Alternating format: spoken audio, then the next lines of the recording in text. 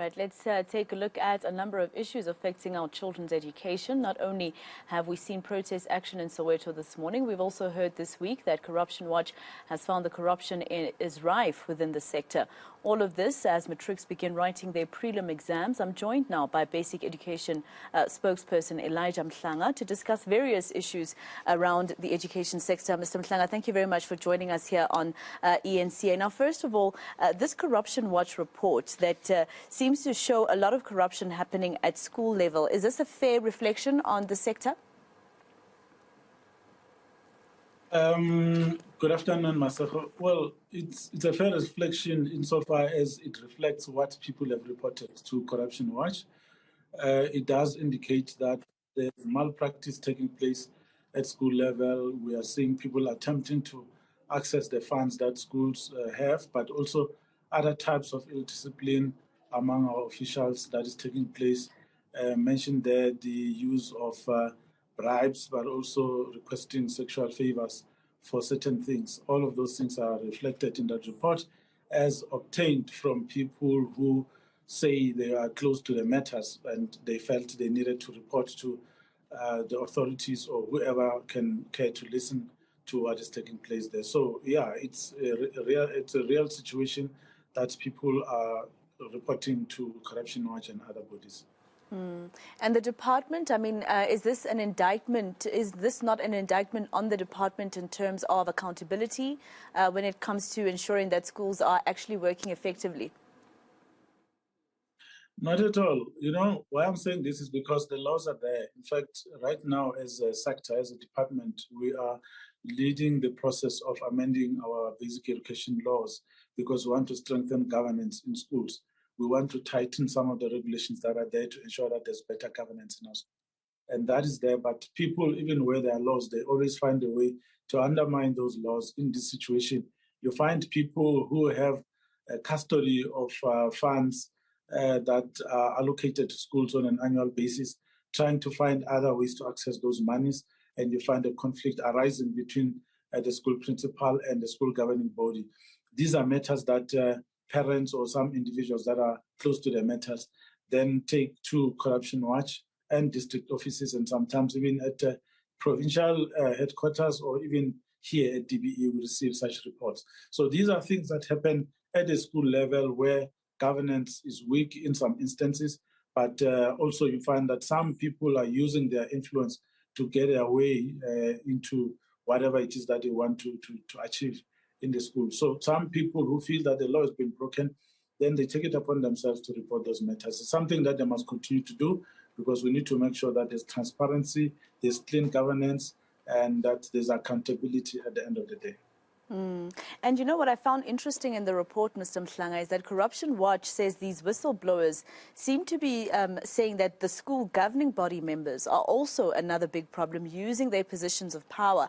And I've had a conversation, for instance, with different MECs who say that school governing bodies actually have quite a lot of power when it comes to policies at the schools that they govern. So is this not an even bigger concern, the fact that they're given so much power and they're also likely part of the problem when it comes to corruption at our schools?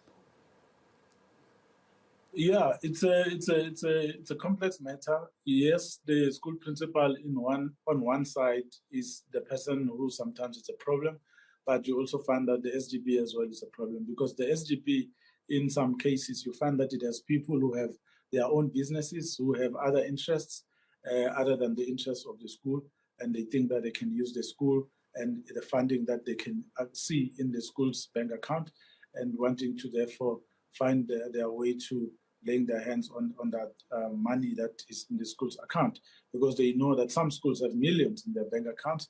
But also, it's not just that, it's also got to do with appointments of people that are connected to people that are in the SGBs. So the SGB, those that understand their role in terms of the law, they make sure that governance is clean, but other people understand it and then abuse the power that they have. So it's an ongoing work that we need to continue to do. But the other challenge is that the term of the SGB is short. Some people have said that it's 3 years.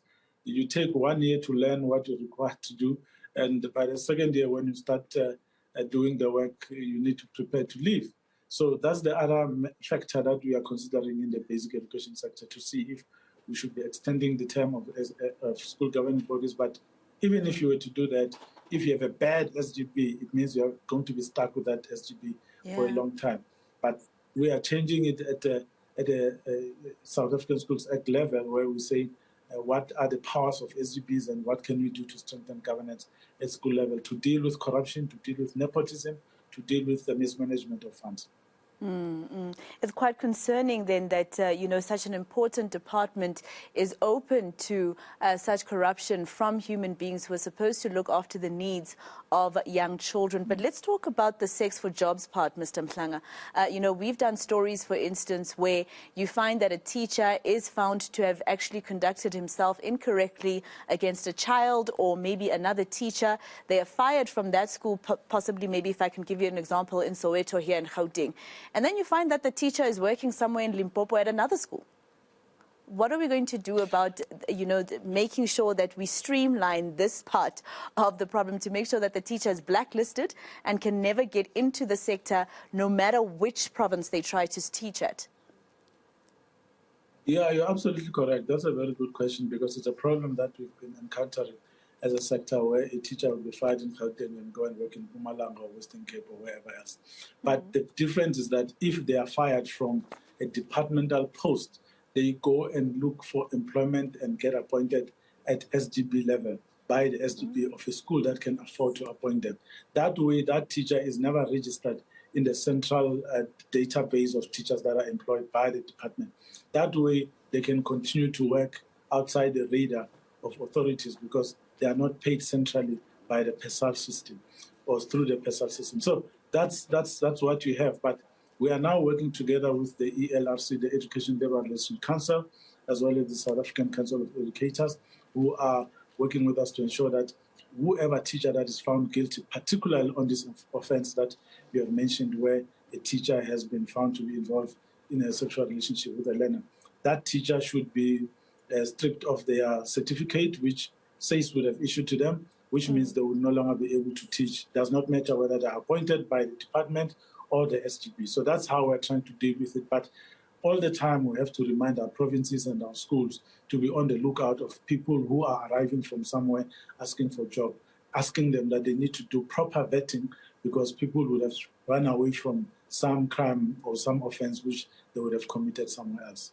And it's quite concerning that Gauteng is mentioned as the province that is, more susceptible to this corruption. I don't know if it's because of the influx of people that you find coming into this province because of, I would say the good schools that we have in this province. Maybe I'm being biased because I'm from this particular province. But Mr. Mhlanga, let's talk about the fact that, matric pupils are writing their prelims, they're preparing and stuff like that. But I wanted to ask you about the rights of parents when it comes to this part of the year. Maybe a parent has lost their job suddenly, maybe they were contracted and now they are unable to pay for their fees. Does a government school have the right to either withhold the child's results, or maybe tell the child not to come back to school? What can a parent do in an instance like this? Okay, the first thing that they must do is to go to the school and report their circumstances, tell the school what has happened to you, and that you could no longer afford your monthly obligations. That way the school should be able to understand and assist you or make an arrangement. But if you didn't do that, the school should still not have a right to withhold the report of your child, because the child is not responsible for paying fees. You are as a parent. So any action that is taken by the school should be targeted at the parent, who is the person responsible for the fees of the child. And here we are talking about those schools where fees are payable, but we know, of course, that the majority of our schools, we are not expecting learners to pay fees.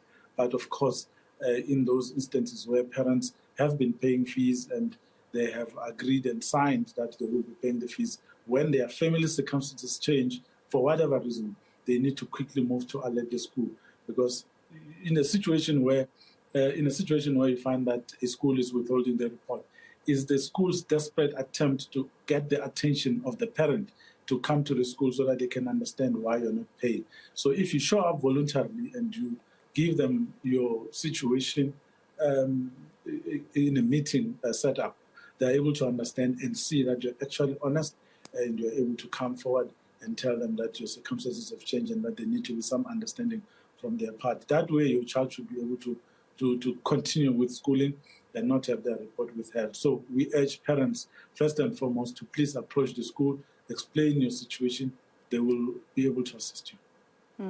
And just lastly and very quickly, Mr. Mhlanga, I'm sure you can see the story that my colleague Heidi Jokos is doing in Soweto when it comes to the infrastructure of particular schools. And obviously this usually is a tug of war because the department is obviously a client of the Department of Infrastructure to build these schools. But it's again the learners who suffer. So I don't know, what is the solution when it comes to this? Because these parents are saying since 2015 the school has been this way, not built. The learners are learning in classrooms that have no doors, no windows. This is since 2015. So what would the National Department advise Panyaza Lesufi to do with Tasneem Mutara for these learners to be able to learn at a school that actually is, proper for learning?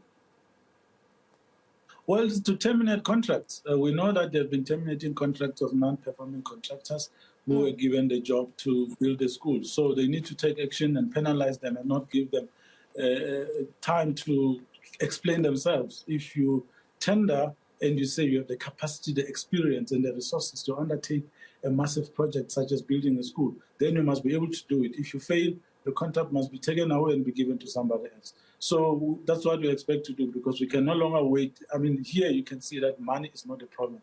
The problem is just the management of the project and making sure that they start and they're completed on time. I mean, 2015 to 2022 is such a very long time, especially in a province that we know has the resources to resolve matters like this. As you can see, there are mobile classrooms there, which means there was some funding that was made available to provide for some shelter for learning and teaching to take place. But this matter of school infrastructure is a very important one. In fact, even this morning at 7 a.m., Minister Motshekga convened her meeting looking into all sorts of issues that are taking place with infrastructure. So even on this one, she has requested officials to get the facts so that we can see how we assist in resolving this matter, because it's unaffordable that while we are still in a recovery mode from the devastating impact of COVID-19, we then have to come back to a situation like this one where learners are not even able to go into a classroom because the environment is not conducive. So we really need to work together on this one, ensure that we fix all the challenges that we are facing, get back the learners into class so that we can be assessed as a sector based on learning outcomes, not on whether we can build schools or not. All right, Elijah Mhlanga, spokesperson of the National Department of Basic Education, thank you very much.